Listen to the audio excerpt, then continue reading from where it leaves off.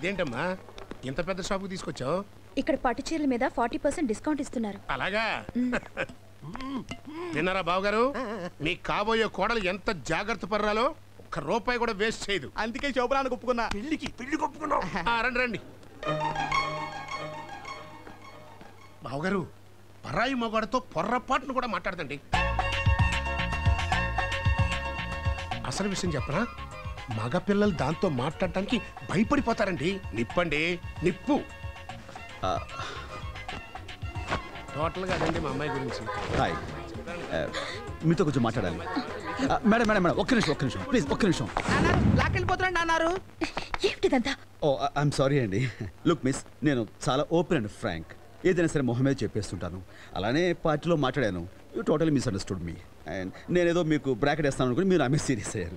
కానీ జరిగిన విషయం నేను మీకు miss miss miss miss miss please leave me alone.